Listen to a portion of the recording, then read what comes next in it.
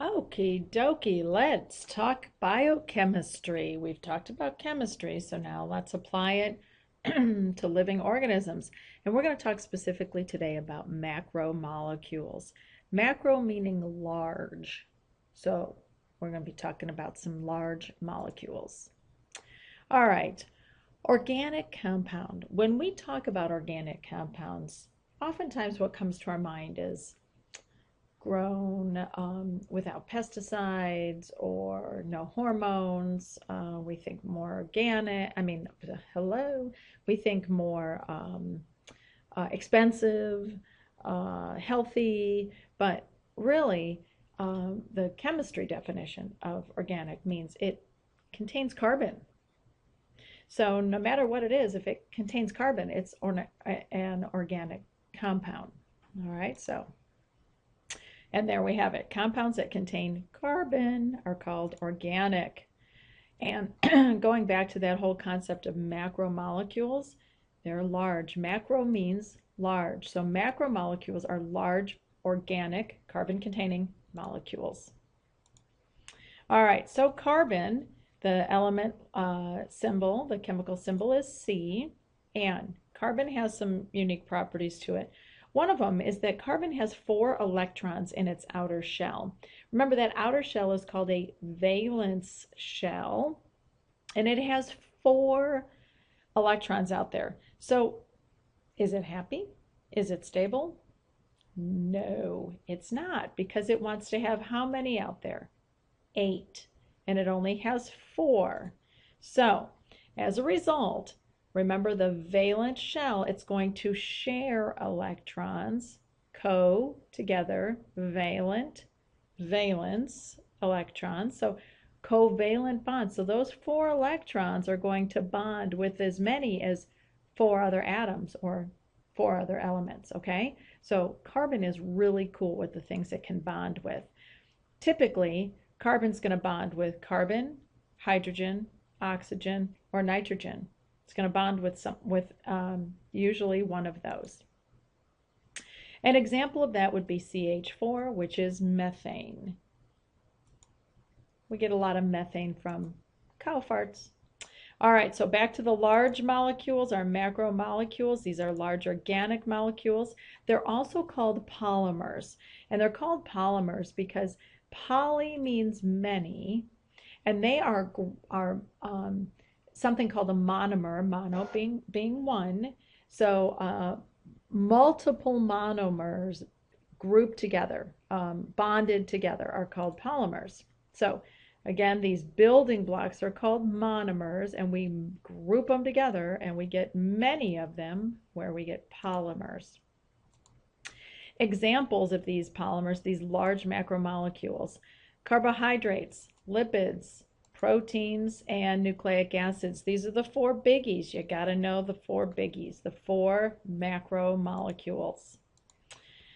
All right, so how are they formed? So we have these individual monomers with one, and we end up with these big, giant, huge ones, these big macro molecules. So how are they formed? Well, here's how they're formed. They're formed through a process called dehydration synthesis. Now let's think about this word for a minute, both of these words. First of all, what is to hydrate? If you are if you're doing something and someone outdoors and you're sweating a lot, someone says that you need to hydrate.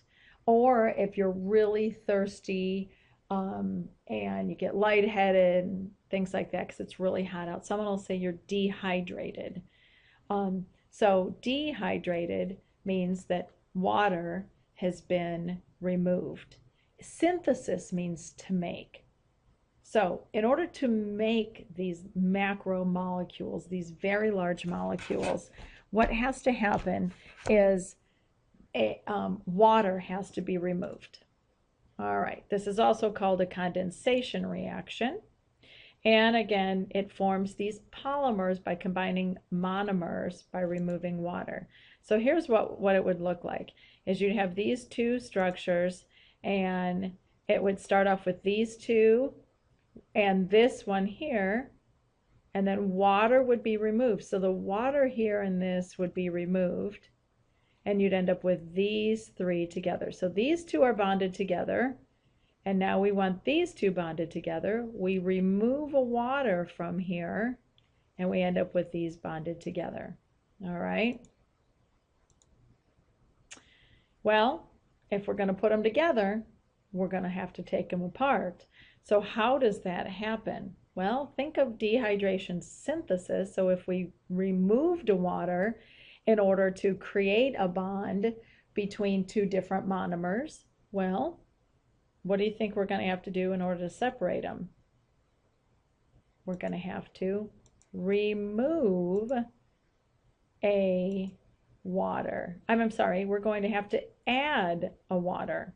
So hydrolysis is what the word is called for this reaction. Lysis means to break apart.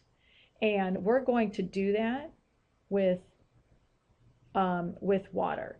So hydro meaning water. Water is going to break this bond. So we have these three that we started with. We have three different monomers.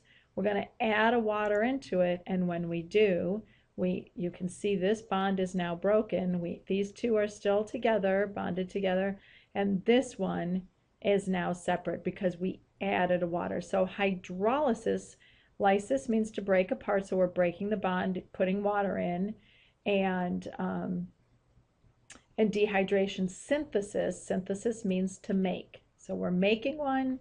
In this case, we're breaking them. All right, carbohydrates. Let's go back to that for a minute. Whoa, not all of that though. Let's go back here. Here we go. So carbohydrates, let's look at this word, carbohydrate. We're going to have carbon and hydrogen in carbohydrates. So carbohydrates, you have a small sugar molecule, and we're going to make large, all the way up to large sugar molecules. But carbohydrates are sugar molecules.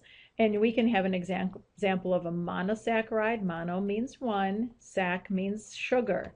So monosaccharide is one sugar. We can have a disaccharide, which is, two sugars. Or we could have a polysaccharide, poly meaning many, so we could have many sugars. So carbohydrates come in many different forms. All right, a monosaccharide, like I said, is one sugar unit. An example of that is glucose. It would do you good to learn this formula right here. The chemical formula for glucose, C6H12O6.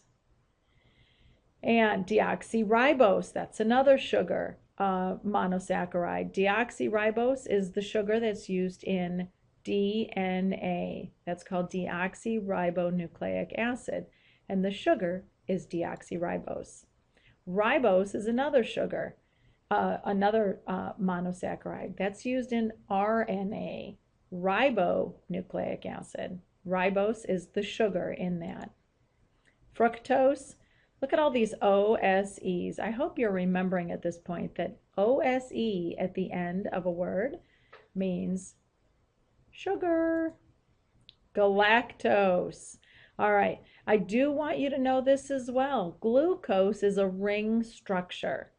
Now, I could show you, I'll actually show you the picture of what glucose looks like with the carbons and everything added into it. But the main thing is that you want to know that glucose makes a ring. It forms a ring.